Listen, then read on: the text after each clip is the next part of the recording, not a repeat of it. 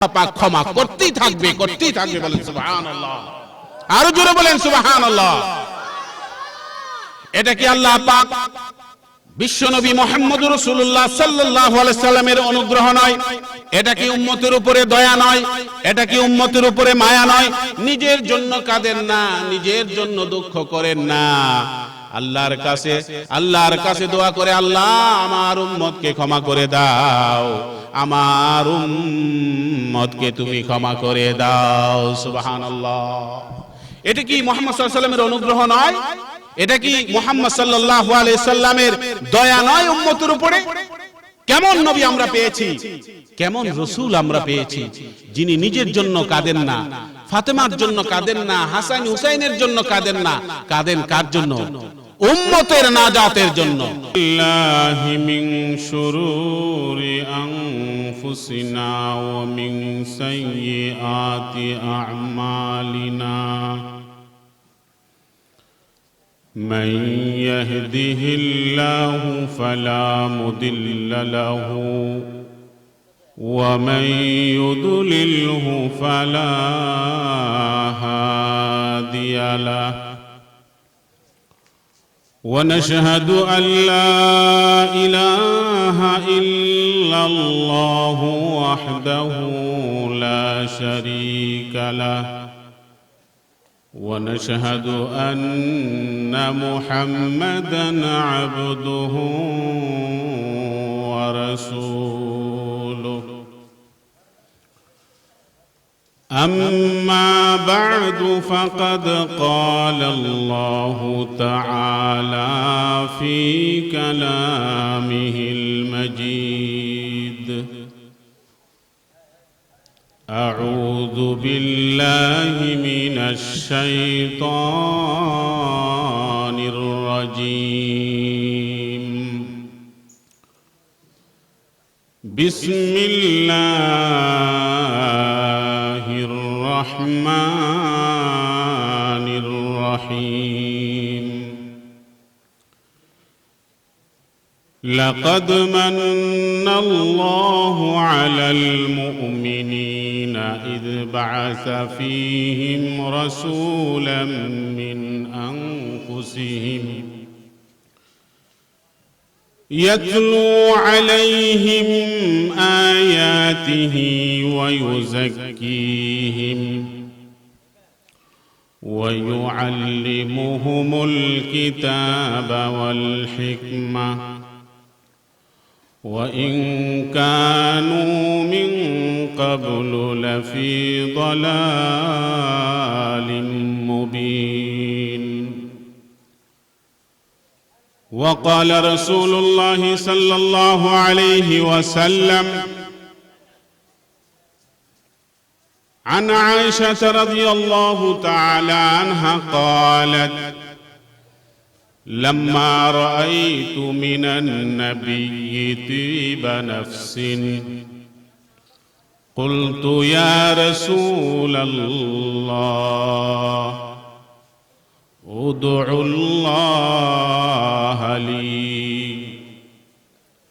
فقال: اللهم اغفر لعائشة ما تقدمت من ذنبها وما تأخرت وما أسرت وما أعلنت يا ربي، أو كما قال عليه الصلاة والسلام. اللهم صل على محمد وعلى آل محمد كما صليت على إبراهيم وعلى آل إبراهيم إنك حميد مجيد. اللهم بارك على محمد وعلى آل محمد كما باركت على إبراهيم وعلى آل إبراهيم إنك حميد مجيد. সুহিলপুর কেন্দ্রবাড়ি কাসিমুল উলুম মাদ্রাসার ষষ্ঠ বার্ষিকী তাফসিরুল কুরআন মাহফিল ও ইসলামী মহাসম্মেলনের সম্মানিত সভাপতি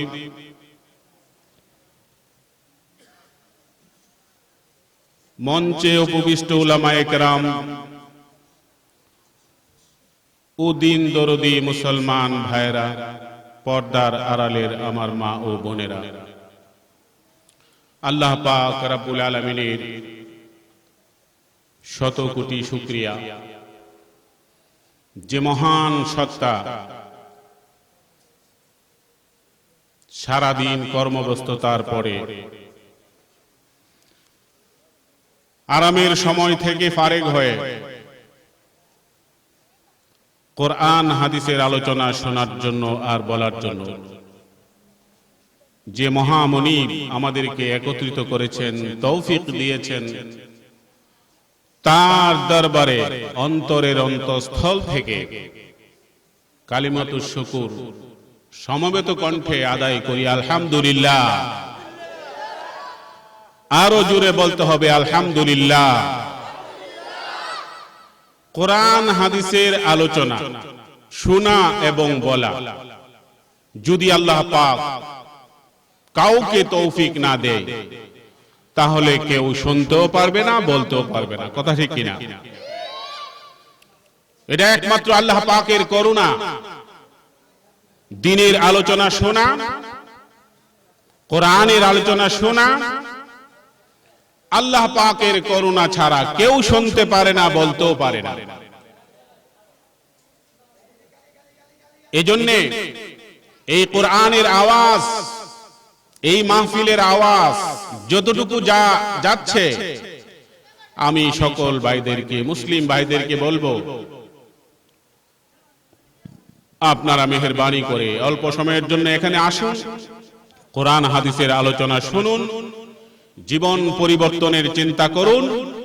সময় কিন্তু বেশি নয় আমাদের, কারণ আল্লাহ রাসূল বলেছেন আমারু উম্মতি বাইনা 60 ওয়া 70। আমার উম্মতের গড় বয়স হবে 60 থেকে 70 বছর। কালিলুম মা ইয়াতাজাওয়াজুন, যারা এর বেশি বয়স পাবে তাদের সংখ্যা অত্যন্ত নগণ্য, কম হবে। সুতরাং ছোট্ট একটি জীবন দিয়ে আমাদেরকে পৃথিবীতে পাঠিয়েছেন। এই জীবনটা খেলায় খেলায় কাটিয়ে দেওয়ার জন্য আল্লাহ পাঠান নাই। আমাদেরকে আল্লাহ পাক মুসলিম জাতির গর্ভে আমাদেরকে জন্ম দিয়েছেন। আমাদেরকে বিশ্বনবী মুহাম্মদুর রাসূলুল্লাহ সাল্লাল্লাহু আলাইহি ওয়াসাল্লামের উম্মত বানিয়েছেন। এটা কিন্তু চারটি খানি কথা নয়। আমরা মুসলমান হওয়ার জন্য আল্লাহ পাকের কাছে কোনোদিন আবদার করি নাই, কোনোদিন দরখাস্ত করি নাই, করেছি বিশ্ব নবীর উম্মত হওয়ার জন্য আল্লাহর কাছে কোনোদিন দোয়া করেছিলাম, বরং আল্লাহ পাক নিজ অনুগ্রহে আমাদেরকে মুসলমান বানিয়েছেন। শুধু তাই নয়, আল্লাহ পাক এই পৃথিবীর শ্রেষ্ঠ নবী, শেষ নবীর উম্মত বানিয়ে আমাদেরকে পাঠিয়েছেন। এর চাইতে সৌভাগ্য আর কি হতে পারে মুসলমান? আমি আপনাদের সামনে সূরা আলে ইমরানের 128 নম্বর আয়াত সম্ভবত পাঠ করেছি। এই আয়াতের মধ্যে আল্লাহ পাক ঘোষণা করেছেন, ও মুসলমান, লাকাদ মান্নাল্লাহু আলাল মুমিনিন, আল্লাহ পাক তোমাদের উপরে দয়া করেছেন, ইহসান করেছেন, অনুগ্রহ করেছেন, বিশ্ব নবীর মতো মানুষকে তোমাদের জন্য নবী বানিয়ে পাঠিয়ে। কার কথা? যে আল্লাহ পৃথিবী সৃষ্টি করেছেন, যে আল্লাহ আকাশ বাতাস সৃষ্টি করেছেন, সেই সৃষ্টিকর্তা নিজেই বলেন লাকাদ মান্নাল্লাহু আলাল মুমিনিন, আমি মুমিনদের উপরে ইহসান করেছি, অনুগ্রহ করেছি, দয়া করেছি, তোমাদের মধ্য থেকে তোমাদের একজনকে বিশ্ব নবী মুহাম্মদুর রাসূলুল্লাহ সাল্লাল্লাহু আলাইহি ওয়াসাল্লাম বানিয়ে। বলেন সুবহানাল্লাহ। এজন্য আল্লাহ পাকের অনুগ্রহ, তিনি আমাদেরকে হিন্দুর ঘরে জন্ম দিতে পারতেন, তিনি আমাদেরকে খ্রিস্টানের ঘরে জন্ম দিতে পারতেন, কিন্তু না না না, তিনি মুসলমান বানিয়ে শ্রেষ্ঠ নবীর শ্রেষ্ঠ উম্মত বানিয়ে দুনিয়াতে পাঠিয়েছেন। এই নবীর উম্মত হওয়ার কারণে আল্লাহ পাক ঘোষণা দিয়েছেন, কুনতুম খায়রা উম্মাতিন উখরিজাত লিন-নাস, ও মানুষ, বিশ্ব নবীর উম্মত হওয়ার কারণে তোমাদেরকে শ্রেষ্ঠ উম্মত বানিয়েছি। সুতরাং এটা কিন্তু চারটিখানি কথা নয়। আল্লাহর মূল বক্তব্য এখানে যে আমি তোমাদের উপর অনুগ্রহ করেছি। আচ্ছা বলেন তো দেখি, একজনে আরেকজনের উপরে অনুগ্রহ করতে হলে তার কিছু অবদান লাগে, কাজ লাগে, কোয়ালিটি লাগে, যে কাজের বিনিময়ে, মনে করেন আপনাদের এলাকার এই ব্রাহ্মণবাড়িয়া জেলার থানার ওসি সাহেব অত্যন্ত ভালো মানুষ, অত্যন্ত সৎ পরায়ণ, সৎ বিচার করে, কোন জুলুম করে না, ইনসাফ করে, তখন আমরা তাকে কি বলবো? যে আমরা ভাগ্যবান, ব্রাহ্মণবাড়িয়ার থানাবাসী ভাগ্যবান যে আমরা একজন সজ্জন ওসি পেয়েছি। বলেন ঠিক না? কেন? এই সজ্জন এসি হওয়াটা আমাদের জন্য সৌভাগ্যের ব্যাপার, কারণ তিনি ভালো কাজ করেন, তিনি জনগণের সুখে দুঃখে কাজ করেন, জনগণের উপর কোনো অন্যায় করেন না, জনগণের দুঃখে তিনি দুঃখিত হন, এই জন্য তিনি ভালো মানুষ। আমাদের এলাকার চেয়ারম্যান যদি একজন ভালো চেয়ারম্যান হয়, যিনি জনগণের কল্যাণে কাজ করে, জনগণের সাথে নেই আচরণ করে, এবং রাস্তাঘাট যত ধরনের সুযোগ সুবিধা আছে চেয়ারম্যান সাহেব প্রতিনিয়ত করতে থাকে, তখন আমরা কি বলবো? যে আমরা বড় ভাগ্যবান, আমরা সুহিলপুর ইউনিয়নবাসী অত্যন্ত ভাগ্যবান যে আমরা একজন সৎ পরায়ণ চেয়ারম্যান পেয়েছি। কথা ঠিক না? কেন? যে তিনি আমাদের উপরে ন্যায় বিচার করেন, তিনি আমাদের উপরে কোনো জুলুম করেন না, তিনি আমাদের উপরে অন্যায় করেন না, তিনি সর্বসময় জনগণের কল্যাণে কাজ করেন। এমনি ভাবে আল্লাহ পাক ঘোষণা করেছেন, লাকাদ মান্নাল্লাহ, ও মুসলমান, ও ঈমানদাররা, তোমাদের উপর আমি দয়া করেছি। কেমন দয়া? যে মুহাম্মদ নামক ব্যক্তিকে তোমাদের উপর, তোমাদের কাছে নবী বানিয়ে পাঠিয়ে। ওসি দিয়ে উদাহরণ দিলেন, বুঝলাম মুহাম্মদ সাল্লাল্লাহু আলাইহি ওয়াসাল্লাম আমাদের জন্য কি করেছেন, তার কি অনুগ্রহ, তিনি আমাদের ব্যথায় কি ব্যথিত হয়েছেন, আমাদের দুঃখে তিনি কি দুঃখিত হয়েছেন, আমাদের জন্য তিনি কি সফলতার জিনিস নিয়ে এসেছেন, আমাদেরকে তিনি কি সুযোগ সুবিধা দিয়েছেন। প্রশ্ন আসবে না? প্রশ্ন আসবে না? যদি আমাদের উপর দয়াই না করে থাকেন, আমাদের উপরে যদি কোনো অনুগ্রহ না করে থাকেন, তাহলে এই নবী দিয়ে আমাদের লাভ কি? কথা ঠিক না? সুতরাং বুঝতে হবে, যেখানে স্বয়ং সৃষ্টিকর্তা নিজে কোরআনে ঘোষণা করেছেন, লাকাদ মান্নাল্লাহু আলাল মুমিনিন, আমি মুমিনদের উপরে ইহসান করেছি, দয়া করেছি, মুহাম্মদ নামক ব্যক্তিকে তোমাদের জন্য নবী বানিয়ে পাঠিয়ে। সুতরাং সেই দয়াটা কি, সেই দয়াটা কি ধরনের, এই কথাটাই আজকে আমার আলোচ্য বিষয়। আমি কি বলবো মুহাম্মদ সাল্লাল্লাহু আলাইহি সাল্লাম আমাদের উপর কি দয়া করেছেন, কি ইহসান করেছেন? এবার আসুন হাদিসের দৃষ্টিতে আমরা মুহাম্মদুর রাসূলুল্লাহ সাল্লাল্লাহু আলাইহি ওয়াসাল্লাম আমাদের জন্য রাহমাতুল লিল আলামিন হিসেবে এসেছেন, রাহমাতুল লিল আলামিন হিসেবে এসেছেন, নাযীরুন বাশীরুন বলে আল্লাহ ডিক্লেয়ার দিয়েছেন যে তোমাদের করুণার পাত্র বানিয়ে আমি বিশ্বনবীকে পাঠিয়েছেন।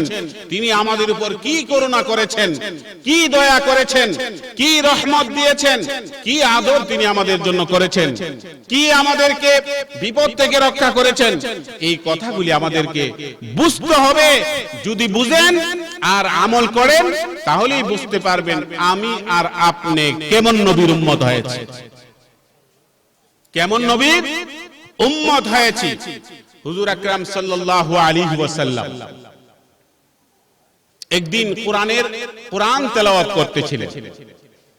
কোরআনের মধ্যে হযরত ইব্রাহিম আলাইহিস সালামের কথা আছে কিনা? কোরআনের মধ্যে হযরত ঈসা আলাইহিস সালামের কথা আছে কিনা? কোরআনের মধ্যে হযরত মুসা আলাইহিস সালামের কথা আছে কিনা? আছে। কোরআনের মধ্যে সকল নবী 25 জন নবীর নাম আছে। 25 জন নবীর কম বেশি করে তাদের ইতিহাস, তাদের কথা, তাদের ঘটনা, তাদের চরিত্র সম্পর্কে আল্লাহ পাক কোরআনের মধ্যে কোট করেছেন। বিশ্ব নবী কোরআন তেলাওয়াত করতেছে, সূরা ইব্রাহিম তেলাওয়াত করতেছিলেন। এমন সময় সূরা ইব্রাহিমের 36 নম্বর আয়াত পড়তে লাগলেন, বিশ্ব নবী কাঁদতে লাগলেন। কোরআন তেলাওয়াত করতেছে, ঈসা আলাইহিস সালামের আয়াত আসলো, ঈসা আলাইহিস সালাম সম্পর্কে আলোচনা করতেছেন আল্লাহ। এই আয়াত পড়লেন, আল্লাহ পাকের নবী কাঁদতে আরম্ভ করলেন। হাদিসের মধ্যে আসছে, হুজুর আকরাম সাল্লাল্লাহু আলাইহি ওয়াসাল্লাম আমর ইবনুল আস থেকে, আব্দুল্লাহ ইবনে আমর থেকে হাদিসটি বর্ণিত, যেটি মুসলিম শরীফের মধ্যে বর্ণনা করা হয়েছে। হুজুর আকরাম সাল্লাল্লাহু আলাইহি ওয়াসাল্লাম লাম্মা তালা কাউলা ইব্রাহিম রব্বি ইন্নাহুন্না আদলালনা কাসীরাম মিনান নাসি ফামান তাবিআনি ফাইন্নাহু মিন্নি ওয়া মান আসানি ফাইন্নাকা গফুরুর রহিম। সূরা ইব্রাহিমের 36 নম্বর আয়াতে আল্লাহ পাকের কাছে ইব্রাহিম আলাইহিস সালাম দোয়া করতেছিলেন, অভিযোগ করতেছিলেন। তার অভিযোগ ছিল উম্মতের ব্যাপারে। আল্লাহর কাছে ইব্রাহিম আলাইহিস সালাম দোয়া করে, রব্বি ইন্নাহুন্না আদলালনা কাসীরাম মিনান নাস, প্রভু হে, আমার সম্প্রদায়ের লোকেরা অনেক মানুষকে গোমরাহ করে ফেলেছে। ফামান তাবিআনি ফাইন্নাহু মিন্নি, এই সম্প্রদায়ের ভিতরে যারা আমাকে অনুসরণ করবে, যারা আমার আদর্শকে মানবে, যারা আমার কথা মতো চলবে, ফাইন্নাহু মিন্নি, সে আমার উম্মত হবে। ওয়া মান আসানি, আর যারা আমাকে অনুসরণ করবে না, ফাইন্নাকা গফুরুর রহিম, তাদের ব্যাপারে তোমার হাতে ছেড়ে দিলাম। এর অর্থ হচ্ছে ইব্রাহিম আলাইহিস সালাম আল্লাহর কাছে প্রার্থনা করতেছি, রব্বুল আলামিন, অনেক দিন যাবত আমার উম্মতকে দ্বীনের কথা বলেছি, দাওয়াত দিয়েছি, তোমার পথে দেখেছি, তারা আমার কথা মানে নাই। কিছু সংখ্যক মানুষ আমার কথা মেনেছে, যারা মেনেছে তারা আমার উম্মত, যারা মানে নাই তোমার হাতে সুপর্দ করে দিলাম। তাদের অপরাধের কারণে তুমি তাদেরকে ক্ষমা করে দিতে পারো, দয়া করতে পারো, এটা তোমার ইখতিয়ার, কিন্তু এই উম্মতের ব্যাপারে আমার কোনো দায়িত্ব না। এমনি ভাবে হযরত ঈসা আলাইহিস সালাম সম্পর্কে কোরআনের মধ্যে আল্লাহ পাক কোট করে দিয়েছেন। বিশ্ব নবী যখন এই আয়াতটি তেলাওয়াত করলেন,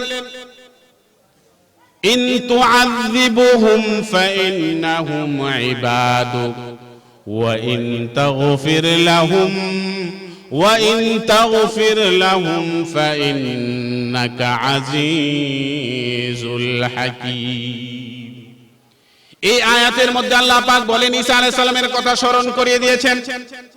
ঈসা আলাইহিস সালাম যখন তার উম্মতকে দ্বীনের দাওয়াত দিতেছিলেন, দ্বীনের দাওয়াত দিতে গিয়ে যখন মানুষের কাছ থেকে অবহেলায় তিনি পতিত হলেন, মানুষ তার কথা মানে না। ঈসা আলাইহিস সালাম আল্লাহর কাছে দোয়া করেছিলেন, রব্বুল আলামিন, অনেক দিন দ্বীনের দাওয়াত দিয়েছি, তারা আমার কথা মানে নাই। এখন যদি তাদের এই অপরাধের কারণে ইন তুআযিবুহুম ফাইন্নাহুম ইবাদুক, আমার কথা না মানার কারণে, তোমার ডাকে সাড়া না দেওয়ার কারণে যদি তারা অপরাধ করে থাকে, তাহলে তারা তো তোমারই বান্দা। ইচ্ছা করলে তুমি তাদেরকে ক্ষমা করতে পারো, ইচ্ছা করলে তুমি তাদেরকে শাস্তি দিতে পারো। এই আয়াত, দুটি আয়াতের দ্বারা কি বোঝাতে যাচ্ছে? ইব্রাহিম আলাইহিস সালাম নিজে বলতে চাচ্ছেন, আমাকে যারা মানবে তারাই আমার উম্মত, আমাকে যারা মানবে না তারা আমার উম্মত নয়। শাস্তি দাও, ক্ষমা করে দাও, এটা তোমার ব্যাপার। ঈসা আলাইহিস সালাম একই অভিযোগ করলেন, আল্লাহ, তারা যদি অপরাধ করার কারণে আপনাকে মানে, আপনাকে আমাকে না মানে, অপরাধ করার কারণে যদি তাদেরকে শাস্তি দাও, তাহলে এটা তোমার ব্যাপার, আমার কোনো ব্যাপার না। উম্মত থেকে দায় মুক্তি হয়ে গেল। এই দুটি আয়াত যখন আব্দুল্লাহ ইবনে ওমর বলেন, এই দুটি আয়াত যখন হুজুর আকরাম সাল্লাল্লাহু আলাইহি ওয়াসাল্লাম তেলাওয়াত করতেছিলেন, আয়াত শেষ হতে না হতেই রাফা ইয়াদাইহি, আল্লাহর দিকে দুটি হাত তুললেন আর বলতে লাগলেন আল্লাহুম্মা উম্মতি উম্মতি ওয়া বাকা, আল্লাহুম্মা উম্মতি উম্মতি ওয়া বাকা। এবার দেখুন রাসূল আমাদের উপরে কিভাবে অনুগ্রহ করেছেন। দুটি আয়াত পড়ে আল্লাহর কাছে মুনাজাত করলেন রব্বুল আলামিন। ইব্রাহিম আলাইহিস সালাম, ঈসা আলাইহিস সালাম তাদেরকে না মানার কারণে দায় মুক্তি হয়ে গেলেন, তোমার কাছে উম্মতকে সুপুর্দ করে দিলেন। কিন্তু আমি তা করব না, আমি তো সব সময় আমার উম্মতের ব্যাপারে বলবো আল্লাহুম্মা গফিরলি উম্মতি, আল্লাহুম্মা গফিরলি উম্মতি। আল্লাহ আমার উম্মত মানুক আর না মানুক, আমাকে অনুসরণ করুক আর না করুক, তারা সকলেই আমার উম্মত, সুতরাং তুমি তাদেরকে ক্ষমা করে দাও। রাসূলুল্লাহ সাল্লাল্লাহু আলাইহি ওয়াসাল্লাম হাত তুলে আল্লাহর কাছে দোয়া না শেষ হতে না হতে জিবরাইল আলাইহিস সালাম চলে আসলেন। আকাশের মালিক জিবরাইল আলাইহিস সালামকে নির্দেশ দিলেন, ইয়া জিবরাইল ইযহাব ইলা মুহাম্মাদিন ওয়া হুয়া আ'লামু ফামা লিমাযা ইউবকিকা। ও জিবরাইল, তাড়াতাড়ি আমার নবী মুহাম্মদুর রাসূলুল্লাহ সাল্লাল্লাহু আলাইহি সাল্লামের কাছে চলে যাও আর জিজ্ঞেস করো তিনি কাঁদতেছে কেন, কাদার কারণ কি জিজ্ঞেস করো। সুবহানাল্লাহ, কাদার কারণ কি জিজ্ঞেস করো মুহাম্মদ সাল্লাল্লাহু আলাইহি সাল্লাম। ফাআতাহু জিবরাইল আলাইহিস সালাম ওয়া আখবারাহু বিমা ক্বাল। জিবরাইল আলাইহিস সালাম মুহাম্মদ সাল্লাল্লাহু আলাইহি সাল্লামের কাছে আসলেন, এসে সমস্ত বিবরণ জানতে পারলেন। আল্লাহ পাকের কাছে চলে গেলেন জিবরাইল।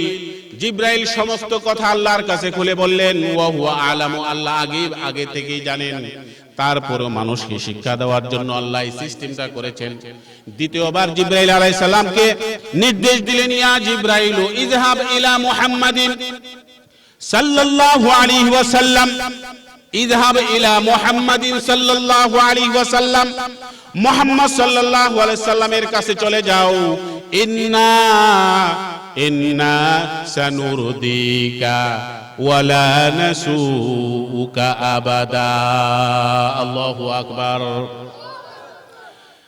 জিবরাইল আলাইহিস সালাম দ্বিতীয়বার মুহাম্মদুর রাসূলুল্লাহ সাল্লাল্লাহু আলাইহি ওয়াসাল্লামের কাছে এসে বললেন, ইয়া রাসূলুল্লাহ, ইয়া হাবিবাল্লাহ, আর কাঁদতে হবে না, আর কাঁদতে হবে না, দুঃখ করতে হবে না, অনুশোচনার কোনো কারণ নাই। আপনার উম্মতের ব্যাপারে আল্লাহ পাক বলেছেন, আপনার উম্মতের ব্যাপারে আল্লাহ পাক বলেছেন, আপনি আপনার উম্মতের ব্যাপারে যতক্ষণ পর্যন্ত সন্তুষ্ট না হবেন, যতক্ষণ পর্যন্ত আপনি রাজি আর খুশি না হবেন, ততক্ষণ পর্যন্ত আপনার উম্মতকে আল্লাহ ক্ষমা করতেই থাকবে। সুবহানাল্লাহ। ওয়ালা নাসুউক, এবং আপনার উম্মতের ব্যাপারে আপনাকে কখনো বঞ্চিত করবেন না, আপনাকে অপমানিত করবেন না।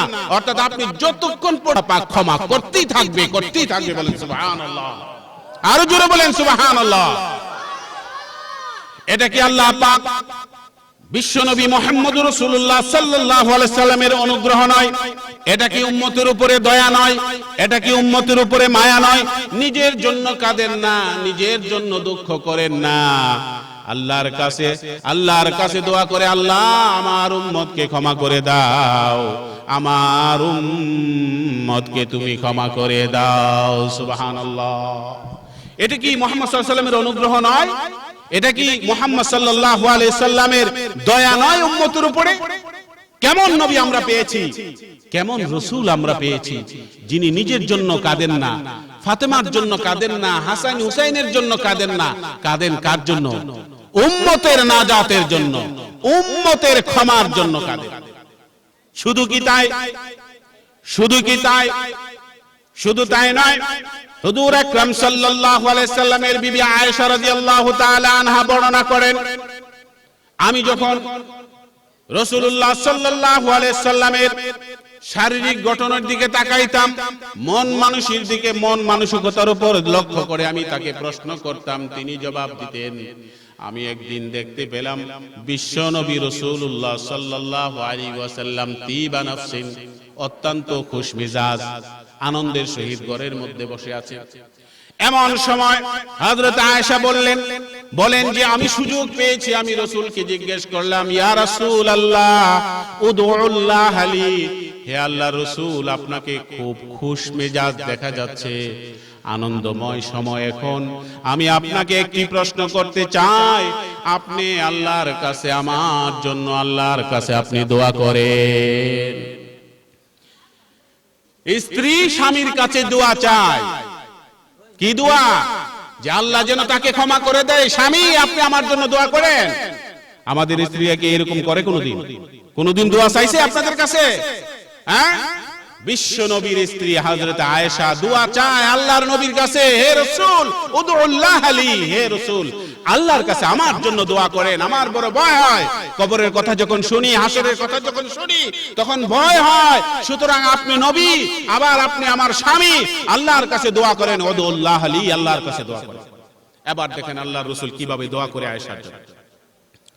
হযরত আয়েশা বলেন, আমি যখন এই প্রশ্ন রাখলাম, এই আবদার রাখলাম, এই অ্যাপ্লিকেশন যখন রাসূলের কাছে করলাম, বিশ্বনবী ফারাফা ইয়াদাইহি, দুনো হাত আল্লাহর দিকে উঁচু করে দিলেন আর দিয়ে বললেন, আল্লাহুম্মা গফির লি আয়েশাতা মা তাকাদ্দামাত মিন যামবিহা ওয়া মা তাআখারাত ওয়া মা আসররাত ওয়া মা আ'লানাত। আল্লাহর রাসূল তার বিবির জন্য দোয়া করে আর বলে, রব্বুল আলামিন, আমি আয়েশার জন্য আপনার কাছে ক্ষমা চাইতেছি। আয়েশা যা পূর্বে করেছে এবং যা পরে করবে, আগের গুনাহ এবং পিছনের গুনাহ, সব গুনাহ আপনি maaf করে দেন। গোপনে যা করেছে, প্রকাশ্যে যা করেছে, আপনি maaf করে দেন। চারটি শব্দ ব্যবহার করেছেন, মা তাকাদ্দামাত ওয়া মা তাআখারাত ওয়া মা আসররাত ওয়া মা আ'লানাত। হাদিসের মধ্যে আসছে, চার শব্দ দিয়ে আল্লাহর কাছে দোয়া করলেন, রব্বুল আলামিন, আমার আয়েশাকে আপনি তার পূর্বের গুনাহ maaf করে দেন, পরের গুনাহ maaf করে দেন, অতীতের গুনাহ maaf করে দেন, ভবিষ্যতের গুনাহ maaf করে দেন, প্রকাশ্যে যা গুনাহ করেছে তাও maaf করে দেন, আর গোপনে যা করেছেন তাও maaf করে দেন। সুবহানাল্লাহ। এবার আয়েশার অবস্থা কি? ফাদাহিকাত আয়েশা রাদিয়াল্লাহু তাআলা আনহা হাত্তা সাকাতা রাসুহা ফি হিজরিহা। হাদিসের মধ্যে আসছেন, হুজুর যখন, বিশ্ব নবী যখন আয়েশার জন্য এইভাবে দোয়া করলেন, আয়েশা হেসে পড়লেন, হাসতে আরম্ভ করলেন। ফাসাকাতা রাসুহা ফি হুজরিহা, তার মাথাটা হাসতে হাসতে হাসতে হাসতে তার মাথা তার কুলের মধ্যে চলে গেল, অর্থাৎ দুই চোখ ধরে মাথা নিচু করে হাসতে আরম্ভ করলেন। হুজুর আকরাম সাল্লাল্লাহু আলাইহি সাল্লাম আশ্চর্য হয়ে গেলেন, কি ব্যাপার? আমি তার ক্ষমার জন্য আল্লাহর কাছে দোয়া চাই, পূর্বের গুনার জন্য দোয়া চাই, পরের গুনার জন্য দোয়া চাই, প্রকাশ্য গুনার জন্য দোয়া চাই, অপ্রকাশ্য গুনার জন্য দোয়া চাই, সে হাসে কেন? আয়েশাকে জিজ্ঞেস করলেন, আয়েশা গো, লিমা ইউসরিক, কেন তুমি হাসতেছো? আমার দোয়া শুনে তুমি হাসতেছো নাকি? হযরত আয়েশা বলেন, ওয়া মালিয়া লা ইউসিরুনি দুআউকা ইয়া রাসূলুল্লাহ, হে আল্লাহর রাসূল, আপনি আমার জন্য এত সুন্দর করে আপনি আমার জন্য দোয়া করেছেন, আমার এর চাইতে সৌভাগ্যের কথা আর কি হইতে পারে? হযরত আয়েশা এই কথা বলার পরে হুজুর আকরাম সাল্লাল্লাহু আলাইহি ওয়াসাল্লাম কি বলেন শুনেন। হুজুর বললেন, ওয়াল্লাহি ইয়া আয়েশা, ও আয়েশা, তোমার জন্য শুধুমাত্র আজকে দোয়া করেছি, তোমার গুনার জন্য, পূর্ব এবং পরের, গোপনে এবং প্রকাশ্যে, তোমার গুনার জন্য আজকে শুধু দোয়া করেছি। আয়েশা, তুমি জানো না, ওয়াল্লাহি লা দাউতুল্লাহ লিকুল্লি সালাতিন লিউম্মতি। আয়েশা, তুমি জানো না, আমি প্রত্যেক ওয়াক্তের নামাজের পরে আমার উম্মতের জন্য এই দোয়াটা করে থাকি। সুবহানাল্লাহ, সুবহানাল্লাহ। ভাইরা আমার, যেই নবী আপনার জন্য প্রতি ওয়াক্ত দোয়া করে আপনার ক্ষমার জন্য, আপনি জান্নাতি হন। যেই নবী দোয়া করে জাহান্নাম থেকে বাঁচুন, যেই নবী আপনার জন্য চেষ্টা করে, সেই নবীকে মানবেন না। কাকে আপনি মানবেন? কোন নেতাকে মানবেন? কোন ভণ্ড নবীকে আপনি মানবেন? আল্লাহর নবী এই জন্য আল্লাহ পাক কোরআনে পাকের মধ্যে বলেছেন লাকাদ মান্নাল্লাহু আলাল মুমিনিন, আমি মুমিনদের উপরে ইহসান করেছি, দয়া করেছি, মায়া করেছি, মুহাম্মদ নামক ব্যক্তি তোমাদের জন্য নবী হিসাবে বানিয়ে পাঠিয়ে। ভাইরা আমার, এইটি ছিল মুহাম্মদ রাসূলুল্লাহ সাল্লাল্লাহু আলাইহি ওয়াসাল্লামের অনুগ্রহ। শুধু কি তাই? এবার শুনুন, হযরতে আয়েশা থেকে হাদিসের মধ্যে আসছে, হযরতে আয়েশা রাদিয়াল্লাহু তাআলা আনহা রাসূলকে আবার প্রশ্ন করেন। কি প্রশ্ন? হুজুর আকরাম সাল্লাল্লাহু আলাইহি ওয়াসাল্লাম যখন মেরাজে গিয়েছিলেন, সবাই জানেন তো রাসূল যে মেরাজে গিয়েছিল, জানেন না সবাই? সেখানে গিয়ে কার আল্লাহর সঙ্গে সাক্ষাৎ করেন নাই? জান্নাত জাহান্নাম দেখেন নাই? তিনি এসে সব বিবরণ দিয়েছে, জান্নাতের মধ্যে কোন ধরনের লোক আছে, জাহান্নামের মধ্যে কোন ধরনের লোক আছে, হাদিসের মধ্যে সব বিবরণ আছে।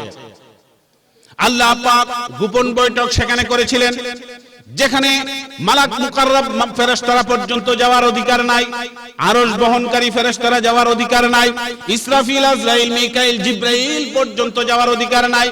সেই একক জায়গার মধ্যে রুদ্ধদ্বার বৈঠক আল্লাহ পাকের সঙ্গে আমাদের নবী করেছিলেন। এই সফর তো অন্য কোন নবীর ভাগ্যে হয় নাই। কি বলেন? অন্য কোন নবীর ভাগ্যে হয় নাই।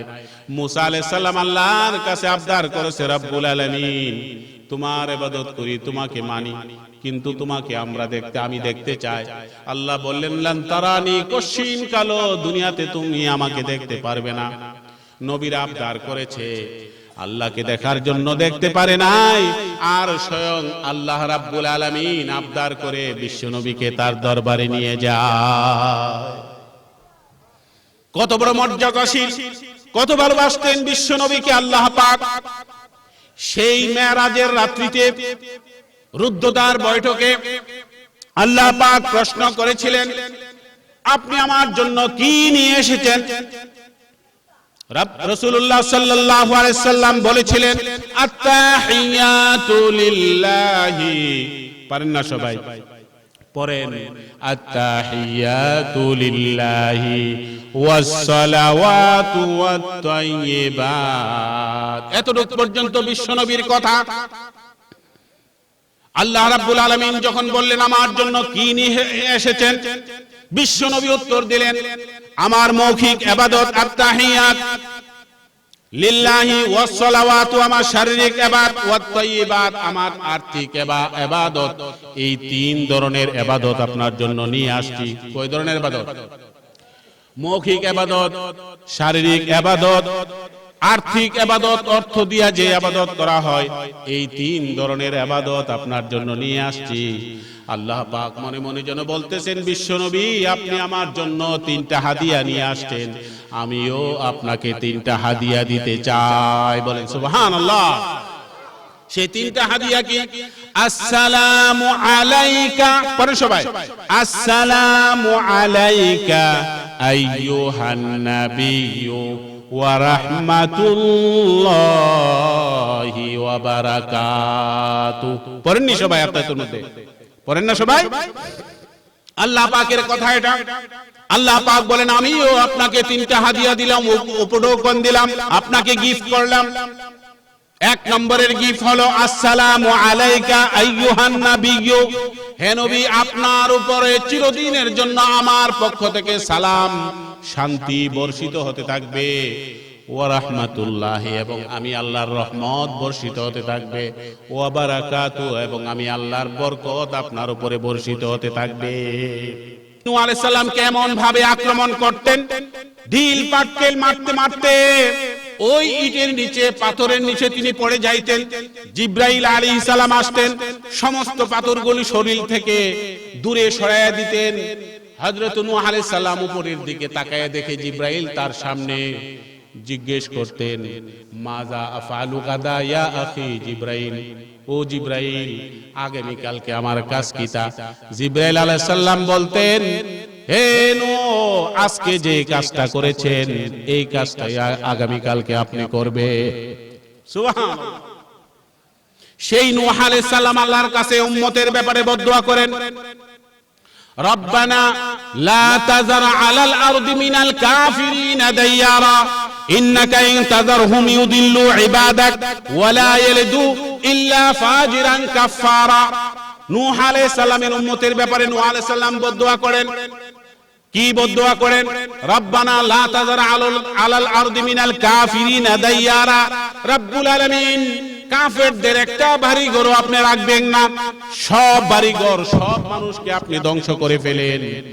ইন্নাকা ইন তাযারহুম, যদি তাদেরকে দুনিয়াতে বাঁচিয়ে রাখেন, ইদুল্লু ইবাদাকা, যে কয়েকজন মুসলমান হয়েছে তাদেরকেও তারা গুমরাহ করে ফেলবে, অতএব ধ্বংস করে ফেলেন। নূহ আলাইহিস সালামের দোয়া কবুল হয়েছে কিনা? কি বলেন?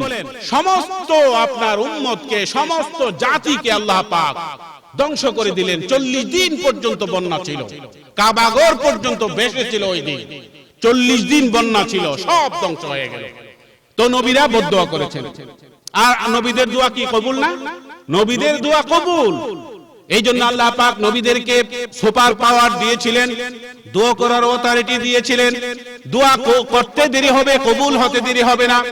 আল্লাহ পাকের রাসূল অন্য হাদিসের মধ্যে বলেন, লিকুল্লি নাবিয়্যিন দাওয়াতুল মুস্তাজাবা ফাতাআজ্জালা কুল্লু নাবিয়্যিন দাওয়াতাহু। প্রত্যেক নবীকে আমি কবুল হওয়ার মতো দোয়া যোগ্যতা দিয়ে তাদেরকে পাঠিয়েছি। ফাতাআজ্জালা কুল্লু নাবিয়্যিন, প্রত্যেকটি নবী দুনিয়াতে তাদের দোয়া আল্লাহর দরবারে কবুল করায় নিছেন। আর রাসূল কি বলেন শুনেন, রাসূলুল্লাহ সাল্লাল্লাহু আলাইহি ওয়াসাল্লাম কি বলেন শুনেন।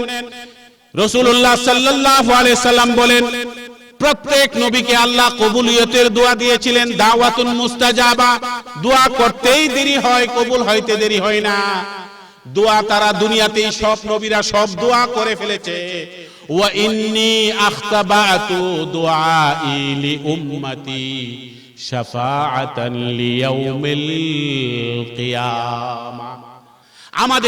আমাকেও আল্লাহ পাক দোয়া কবুল হওয়ার যোগ্যতা দিয়েছেন, পাওয়ার দিয়েছেন। কিন্তু আমি কোন দোয়া আমার উম্মতের জন্য দুনিয়াতে আমি করি নাই, বদদোয়া করি নাই। আমার সমস্ত দোয়াগুলি আমার পরকালে এতিম উম্মতের জন্য আমি রিজার্ভ রেখে দিয়েছি।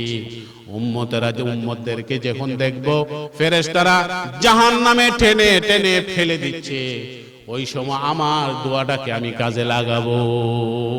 ওয়াহিয়া নাইলাতুন ইনশাআল্লাহু তাআলা। হুজুর আকরাম সাল্লাল্লাহু আলাইহি ওয়াসাল্লাম, আল্লাহ যে দোয়া কবুল করার অধিকার আমাকে দিয়েছেন, দোয়া করতে দেরি হবে, কবুল হতে দেরি হবে না। এই যে অধিকারটা দিয়েছেন, এই অধিকার আমি দুনিয়াতে খাটাই নাই, দুনিয়াতে প্রয়োগ করি নাই। ওয়াখতাবাতু, আমি চুপিয়ে রেখেছি, গোপন রেখেছি। লি উম্মতি ইয়াউমাল কিয়ামা, কিয়ামতের দিন আমার উম্মতের জন্য এই দোয়াটা আমি কাজে লাগাবো। এবং রাসূল বলেন, আমার সেদিন দোয়া হবে কি, আমি সেদিন আল্লাহর কাছে দোয়া করব, আমার ওই উম্মতের ব্যাপারে আমি দোয়া করব। মান লাম ইউশরিক বিল্লাহি শাইআ, ওই উম্মতের জন্য আমি আমার দোয়াটা কাজে লাগাবো, যারা দুনিয়ার থাকতে যত গুনাহ করুক না কেন, যদি শিরিক গুনাহ না করে থাকে, তাদের ব্যাপারে আমি আল্লাহর কাছে প্রার্থনা করব, সুপারিশ করব। ও মুসলমান, এই সুপারিশের মধ্যে কিন্তু শিরিক নাই। শিরিক করলেই তোমার জীবনের সমস্ত আমলকে বরবাদ করে দেওয়া হবে। মুসলমান বলে দাবি করতে পারেন, কিন্তু যদি কেউ শিরিক গুনাহ করে আল্লাহর সঙ্গে, তাহলে আল্লাহ পাক তো ক্ষমা করবেই না। আল্লাহ পাক নিজে কোরআনের মধ্যে কোট করেছেন, তিনি বলেছেন, ইন্নাল্লাহা লা ইয়াগফিরু আন ইউশরাকা বিহি ওয়া ইয়াগফিরু মা দুনা যালিক। আল্লাহ তাআলা শিরিক গুনাহ ছাড়া যত গুনাহ, যত বড় অপরাধ আছে, আল্লাহ ইচ্ছা করলে বান্দাকে ক্ষমা করে দিতে পারে। এটা আল্লাহর ওয়াদা। 2 নম্বরে বিশ্ব নবী বলেছেন, যারা শিরিক গুনাহ করবেন তাদের কপালের মধ্যে শিরকিয়তের একটি ছাপ পড়ে যাবে।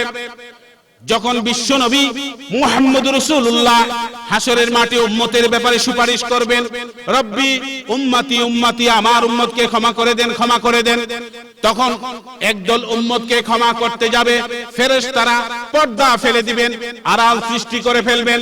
তখন বলবেন, ইয়া নবী লা তাদরি, লা তাদরি, আপনি জানেন না এরা কি করেছেন। গাইয়ারা লা তাদরি, আপনি জানেন না এরা আপনার ধর্মকে বিকৃত করে ফেলেছেন। শোকান শোকান লিমান গাইয়ারা বাদি, দুরহ দুরহ পাপিষ্ট, আমি আসার পরে আমার এই রেখে যাওয়া ধর্মটাকে তোরা বিকৃত করেছিলে।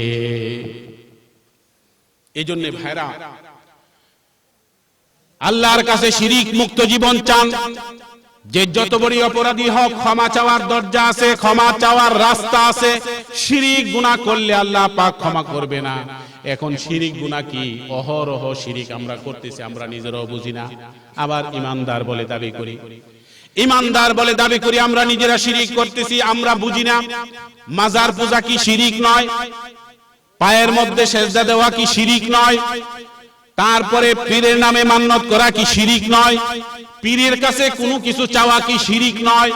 আল্লাহ পাকের রাসূল শুধু তাই নয়, আল্লাহ পাকের রাসূল বলেছেন, আল্লাহ পাকের রাসূল বলেছেন, আন সাওবান রাদিয়াল্লাহু তাআলা আনহু থেকে হাদিসটি বর্ণিত, যেটা আবু দাউদের মধ্যে, তিরমিজি শরীফের মধ্যে আসছে।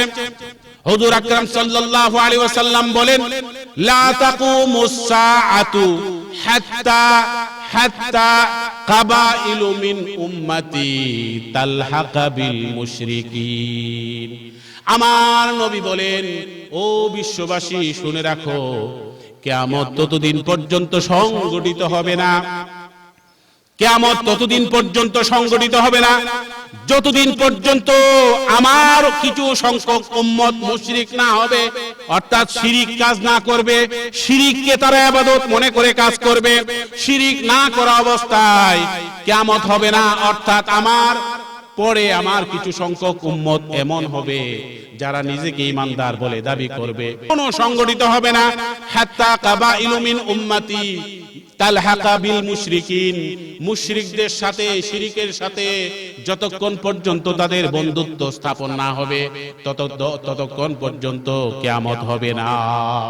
রাসূলের ঘোষণা, রাসূলুল্লাহ সাল্লাল্লাহু আলাইহি ওয়াসাল্লামের ঘোষণা। এই জন্য ভাইরা আমার, মাজার পূজা বলেন, পীর পূজা বলেন, আপনার পীরের কাছে কিছু চাওয়া বলেন, সন্তান চাইবেন, সম্পদ চাইবেন, বিদেশ যাওয়া চাইবেন, যা কিছু চাইবেন সবগুলি শিরিক। কার কথা? আল্লাহ পাকের কথা। আল্লাহ রাসূল বলেছেন, ইজা ইসআলিল্লাহ ইজা ইস্তানতা ফাসআন বিল্লাহ, তোমরা যদি কোনো কিছু চাও আল্লাহর কাছে চাও, কোনো কিছু প্রশ্ন করার যদি থাকে আল্লাহর কাছে প্রশ্ন করো। এমন কি আল্লাহ রাসূল বলেছেন, তোমাদের পায়ের জুতার ফিতাটাও যদি ছিঁড়ে যায় তাহলে সর্বপ্রথম তোমরা আল্লাহর কাছে দোয়া করবে, রব্বুল আলামিন আমার পায়ের জুতার ফিতা ছিঁড়ে গেছে, তুমি তা ব্যবস্থা করে দাও। এজন্য কোনো কিছু চাওয়া যাবে না কোন মানুষের কাছে, কোন গায়রুল্লাহর কাছে, যেটা আমরা আল্লাহর কাছে চাই। আল্লাহ তুমি আমাকে সম্পদ দাও, তুমি আমাকে সন্তান দাও, তুমি আমাকে বিভোগ মুক্তি করো, এই সমস্ত কিছু সম্পূর্ণ চাওয়া হচ্ছে শিরক। হ্যাঁ মুসলমান, আজকের এই কোরআনের তাফসীরের মাহফিল থেকে আমরা কি এই ওয়াদা করতে পারি, ইনশাআল্লাহ যতদিন আল্লাহ পাক আমাদেরকে জীবিত রাখেন আমরা কখনো আল্লাহর সাথে শিরক করব না? হাত উঁচু করে আল্লাহকে দেখেন। আল্লাহ পাক আমাদের এই হাতগুলিকে কবুল করুক, সকলেই বলি আমিন। এই জন্য ভাইরা আমার বলতেছিলাম, শিরিক করা যাবে না। শিরিক করলে বিশ্বনবী উম্মতের জন্য সুপারিশ করবে না।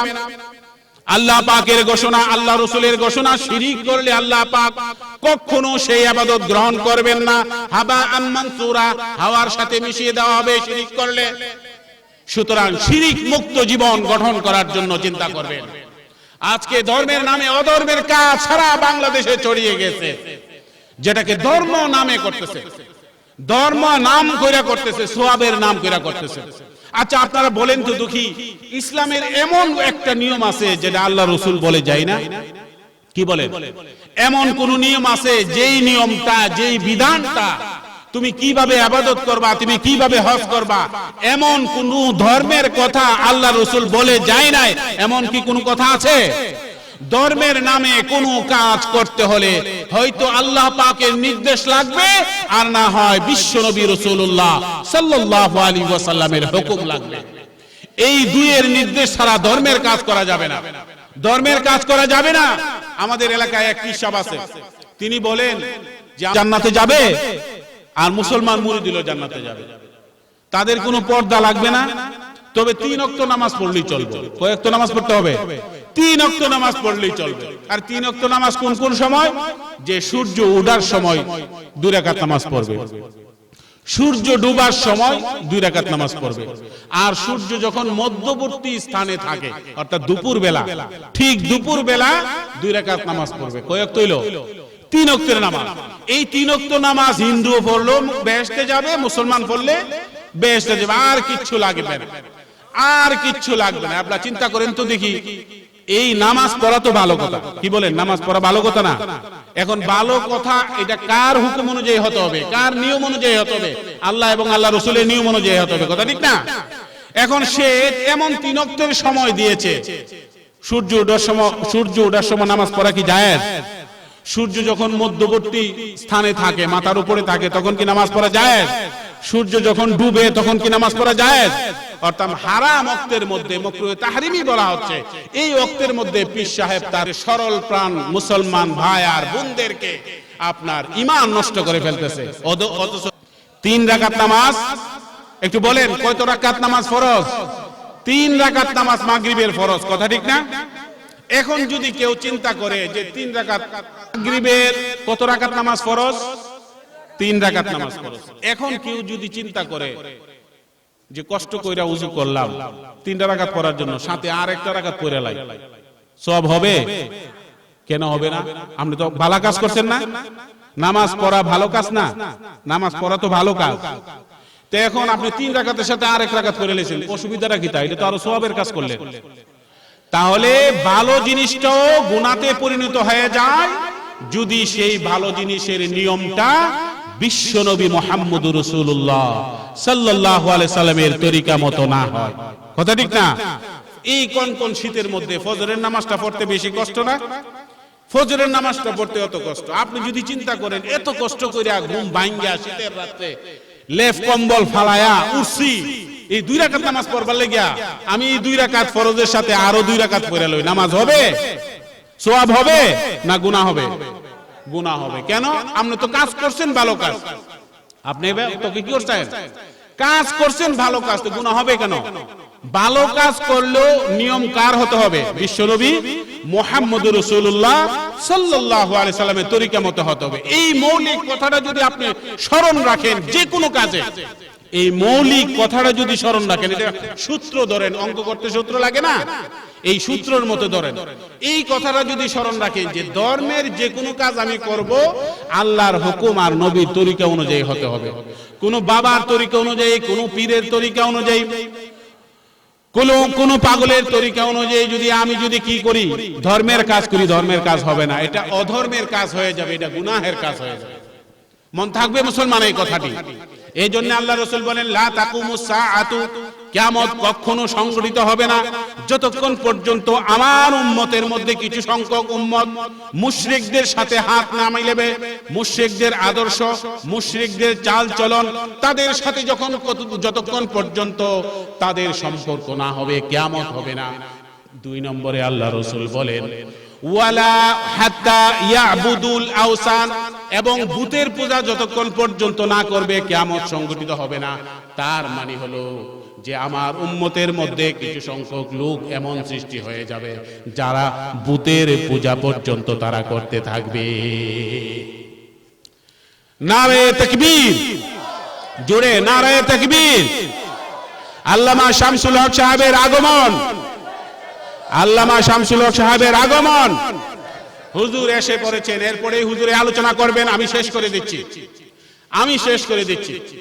এই হাদিসের দ্বিতীয় অংশ হলো ওয়ালা তাকুমুস সাআতু, আল্লাহর রাসূল বলেন কিয়ামত সংঘটিত হবে না, কিয়ামত সংঘটিত হবে না ততক্ষণ পর্যন্ত সায়াকুনু ফি উম্মতি কাযাবুন সালাসুনা কাযাবুন, আমার উম্মতের মধ্যে যতক্ষণ পর্যন্ত 30 জন মিথ্যা নবুয়তের দাবিদার না হবে। ভালো করে শুনেন কথাটা, এই কথা বলে আমি শেষ করে দিচ্ছি। এই হাদিসের দ্বিতীয় অংশে 1 নম্বর হলো শিরিক করা যাবে না, মাজার পূজা, গরু পূজা, পীর পূজা এগুলি করা যাবে না। দ্বিতীয় অংশের মধ্যে আল্লাহ রাসূল বলেন কিয়ামত সংঘটিত হবে না ততক্ষণ পর্যন্ত যতক্ষণ পর্যন্ত ইয়াকুনু ফি উম্মতি, আমার উম্মতের মধ্য থেকে সালাসুনা কাজ্জাবুন, মিথ্যাবাদী 30 জন নবীর আবির্ভাব হবে। কয়জন নবীর আবির্ভাব? 30 জন নবীর আবির্ভাব যতক্ষণ পর্যন্ত আমার উম্মতের মধ্যে না হবে, কিয়ামত হবে না। তার মানে হলো আমি মরে যাওয়ার পরে 30 জন মিথ্যাবাদী নবী দাবিদার পৃথিবীর আগমন ঘটবে। এরা কি? মিথ্যাবাদী। আল্লাহ রাসূলের হাদিসের শেষ অংশের মধ্যে বলেন, ও উম্মত শুনে রাখো, ওয়া আনা খাতামুন নাবিয়িন লা নাবিয়্যা বাদি, আমি শেষ নবী, আমার পরে আর কোন নবী আসবে না। কার কথা? বিশ্ব নবীর কথা। তার মানে মিথ্যা নবী, ভণ্ড নবীর আবির্ভাব হবে, তোমরা তাদেরকে মানতে পারবে না। আনা খাতামুন নাবিয়িন, আমি শেষ নবী, লা নাবিয়্যা বাদি, আমার পরে কোনো নবী আসবে না। অন্য হাদিসের মধ্যে আল্লাহ রাসূল বলেন, লাউ কানা বাদি নাবিয়ুন, যদি আমার পরে নবী আসার কোনো দরজা থাকতো, স্কোপ থাকতো, তাহলে লাকানা উমর, উমরকে আল্লাহ পাক নবী বানাইতেন। সুতরাং বোঝা গেল বিশ্ব নবী সর্বশ্রেষ্ঠ নবী এবং সর্বশেষ নবী, সর্বশ্রেষ্ঠ নবী এবং সর্বশেষ নবী। এই কথা যিনি বিশ্বাস করবে না, তার ঈমান কিন্তু থাকবে না। কথা বলেন ঠিক কিনা? আজকে যদি আমাদের সমাজের মধ্যে কোন বন্ড দাবি করে যে আমি শেষ নবী, অথবা আমি শেষ নবী না হলেও আমি একজন নবী, তাহলে তাকে কি মানা যাবে? মুসলমান জুড়ে বলতে হবে, তাকে কি মানা যাবে? আজকে কিন্তু বাংলাদেশের মধ্যে আবার সেই মিথ্যা নবুয়তের দাবিদার গোলাম আহমদ কাদিয়ানীর অনুসারীরা আবার বাংলাদেশের মধ্যে মাথা ছাড়া দিয়ে উঠেছে। আপনারা জানেন আজকে কিন্তু ব্রাহ্মণবাড়িয়াতে তাদের বিরুদ্ধে মানববন্ধন হয়েছে, হয় নাই? সুতরাং তাদের সংখ্যা কিন্তু অত্যন্ত নগণ্য, কিন্তু তারা সরকারের প্রশাসনে ঘাপটি মেরে বসে আছে। যত বড় শক্তিশালী হোক, যদি আমাদের নবীর চরিত্রের উপর কলঙ্ক করে, নবী ডিক্লার দিয়েছেন অন্য কোন নবী আসবে না, এরপরও যদি কেউ নবীয়তি দাবি করে, আমরা তাদেরকে কিন্তু রেহাই করব না। আল্লাহ রসুলের যুগের মধ্যে নবুয়তি কিন্তু দাবি করেছে, আল্লাহ পাকের রসুল তাদের সঙ্গে জিহাদ করেছেন, আবু বকর সিদ্দিক রাদিয়াল্লাহু তাআলা আনহু জিহাদ করেছেন তাদের বিরুদ্ধে। এর মধ্যে মুসাইলামাতুল কাজ্জাব নবী জীবিত থাকাকালীন অবস্থায় নবুয়তের দাবি করেছে, এবং সে মুহাম্মদ রাসূলুল্লাহ সাল্লাল্লাহু আলাইহি সাল্লামের কাছে চিঠি পর্যন্ত লেগেছে। চিঠিটা কি ছিল? মুসাইলামাতুল কাজ্জাব বন্ড নবী আল্লাহর নবীর কাছে দোয়া করে যে আমিও নবী, আপনিও নবী, আপনিও আল্লাহর রাসূল, আমিও আল্লাহর রাসূল, আপনার জন্য অর্ধেকটা দুনিয়া, আমার জন্য অর্ধেকটা দুনিয়া, আমার নেতৃত্ব থাকবে এই পাশে, আপনার নেতৃত্ব থাকবে মক্কার দিকে। সুতরাং কুরাইশবাসীরা অত্যন্ত গোয়ার্তমি করে, মানে গোয়রামিগিরি করে এই চিঠি লেখে মুহাম্মদ রাসূলুল্লাহ সাল্লাল্লাহু আলাইহি ওয়াসাল্লামের কাছে। মুসাইলামাতুল কাজ্জাব নাম শুনছেন না? সে পাঠিয়েছে। আল্লাহর নবী চিঠির জবাবে কি বলে?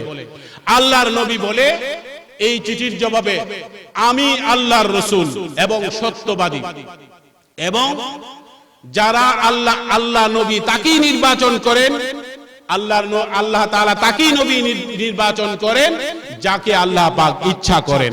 সুতরাং সত্য পথের অনুসারী ছাড়া কাউকে আল্লাহ পাক নবী বানান না। তুমি একটা মিথ্যাবাদী নবী, আল্লাহ নবী সাক্ষী দিলেন, তুমি একটা মিথ্যাবাদী, ঝগড়া করেন নাই, সাক্ষী দিলেন। এই মুসাইলামাতুল কাজ্জাব রাসূল দুনিয়া থেকে বিদায় হয়ে গিয়েছেন, হযরত আবু বকর ক্ষমতায় এসেছেন।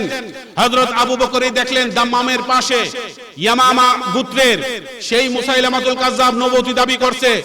হুজুর আকরাম সাল্লাল্লাহু আলাইহি সাল্লামের প্রথম সেই সম্মানিত সাহাবী হযরত আবু বকর, তিনি একদল আপনার সৈনিক পাঠিয়ে সেই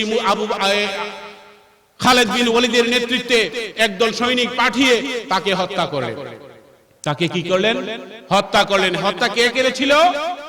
যেই সাহাবী হুজুর আকরাম সাল্লাল্লাহু আলাইহি সাল্লামের আপন চাচা আমির হামজাকে হত্যা করেছিলেন, শহীদ করেছিলেন ওয়াহশী ইথিওপিয়ার অধিবাসী, সেই ওয়াহশী সাহাবী তিনি হুজুর আকরাম সাল্লাল্লাহু আলাইহি সাল্লামের আপন চাচাকে হত্যা করেছিলেন। হুজুর অত্যন্ত দুঃখিত হয়েছিলেন, মর্মাহত হয়েছিলেন, এবং তিনি যখন মুসলমান হন, ওয়াহশী যখন মুসলমান হন, রাসূলের দরবারে যখন আসলেন, রাসূল বললেন, ওয়াহশী ঈমান গ্রহণ করেছো, পূর্বের সকল গুনাহ আল্লাহ পাক ক্ষমা করে দিয়েছে, তবে খবরদার আমার সামনে তুমি কোনোদিন এসো না। কারণ তোমাকে দেখলে আমার আপন চাচার কথা কি হয়ে যায়, স্মরণ হয়ে যায়। রাসূলুল্লাহ সাল্লাল্লাহু আলাইহি ওয়াসাল্লামের দুঃখের কথা শুনে তিনি স্বয়ং শপথ করেছিলেন যে এই আমার সুযোগ, ইসলামের বড় একজন হিতাকাঙ্ক্ষী আমির হামজাকে হত্যা করে যে অন্যায় করেছি, এই অন্যায়ের প্রতিশোধ নিতে হলে বর্তমানে যিনি মুসাইলামাতুল কাজ্জাব নবুয়তির দাবিদার করেছে তাকে হত্যা করে সেই হত্যার প্রতিশোধ আমি নেব। সুযোগ এসে গেল, আবু বকর সিদ্দিক সৈনিক পাঠাইলেন, সেই ওয়াহশী মুসাইলামাতুল কাজ্জাবকে শহীদ করেছিলেন। এবং হুজুর আকরাম সাল্লাল্লাহু আলাইহি ওয়াসাল্লাম বলেছেন যে ব্যক্তি মিথ্যা দাবি করবে এবং তাকে যে হত্যা করবে দাখালাল জান্নাত, সে জান্নাতে ডাইরেক্ট চলে যাবে। সুতরাং সেই আইন কিন্তু আমরা নিতে চাই না। ইসলামী রাষ্ট্র যেহেতু নাই, কোরআনের শাসন যেহেতু নাই, আমরা সরকারের কাছে দাবি জানাই এই সমস্ত বন্ডদেরকে আপনি সরকারিভাবে অমুসলিম ঘোষণা করেন। কথা বলেন ঠিক কি না? এটা মুসলমানদের প্রাণের দাবি। আমাদের নবী শেষ নবী হওয়ার পরেও আরেকজন নবুয়তের দাবিদার করবে, এটা মুসলমান কখনো মেনে নিতে পারে না। এই জন্য ভাইরা আমার, আল্লাহ রাসূল বলেছেন যে 30 জন নবী কিন্তু আসবে। 30 জন কেন, আরো অনেক, এর চাইতে অনেক বেশি এসে গিয়েছে। সেই যুগের মধ্যে আরেকজন মহিলা, নাম তার ফাজা, একজন মহিলা পর্যন্ত নবুয়তি দাবি করছিল, তার নাম তার ফাজা। এই মুসাইলামাতুল কাজ্জাব যেই যুগের মধ্যে নবী দাবি করছে তিনি ছিলেন পুরুষ, সেই যুগের মধ্যে ফাজা নামক একজন মহিলা নবী দাবি করল। পরিশেষে সে দেখলো যে আরে মুসাইলামা যখন নবী আর আমি মহিলা হয়ে যখন নবী হয়েছি, দুইজনে একত্রে বিয়ে হয়ে গেল। ইতিহাসের কিতাবে লেখে, তাফসীরে তাবারি আপনি খুলে দেখেন, ইতিহাসের কিতাবে লেখে এই ফাজা মহিলা নবী মুসাইলামাতুল কাজ্জাব দুজনে একত্রে বিবাহ হলো। বিবাহ হওয়ার পরে যখন দেখলো যে মুসলমানরা মুসাইলামাতুল কাজ্জাবকে হত্যা করে ফেলেছে, সে মুসলমান হয়ে গেছে। সুবহানাল্লাহ, সেই মুসলমান হয়ে গেছে। যেই সমস্ত ভণ্ডামি আর এই দুনিয়াতে চলবে না, সুতরাং সে মুসলমান হয়ে গেছে। এইভাবে আসওয়াদুল আনাসি নামক এক ব্যক্তি এই আরবের মধ্যে নবুয়তি দাবি করেছে। এইভাবে তুফাইলা নামক ব্যক্তি নবুয়তি দাবি করেছে। আল মুখতার বিন আস-সাকাফি নামক ব্যক্তি নবুয়তি দাবি করেছে। সমস্ত ভণ্ড নবীদেরকে হত্যা করেছে সেই যুগের মধ্যে। সুতরাং ও কাদিয়ানীরা, তোমরাও যাকে গোলাম আহমদ কাদিয়ানীকে নবী বলে বিশ্বাস করো, সে তো পায়খানার ল্যাট্রিনের মধ্যে পড়ে মরেছে। এটাকে কেমনে তোমরা মুসলমান নবী বলে বিশ্বাস করো? এটা হতেই পারে না। যেই জায়গাতে আল্লাহর ঘোষণা, তোমরা নামাজ পড়ো আল্লাহর কথা অনুযায়ী, তোমরা রোজা রাখো আল্লাহর কথা অনুযায়ী, তোমরা অন্য ইবাদত করো আল্লাহর কথা অনুযায়ী, সেই আল্লাহই তো বলেছেন যে আমার নবী হচ্ছে শেষ নবী। হ্যাঁ, আমার নবী হচ্ছে শেষ নবী, আল্লাহ পাকের ঘোষণা। এবং সেই নবী নিজেও বলেছেন আনা খাতামুন নবিয়্যিন লা নাবিয়্যা বাদি, আমার পরে আমি শেষ নবী, আমার পরে আর কোন নবী আসবে না। কথা ঠিক না? তো মুসলমান সজাগ থাকেন, এই সমস্ত ধোঁকা যেন আমাদের সমাজের মধ্যে না দিতে পারে। যদি কেউ দেওয়ার চেষ্টা করে তাকে সমাজ থেকে বের করে দেন। আমরা কিন্তু আইন নিজের হাতে নিতে চাই না। সুতরাং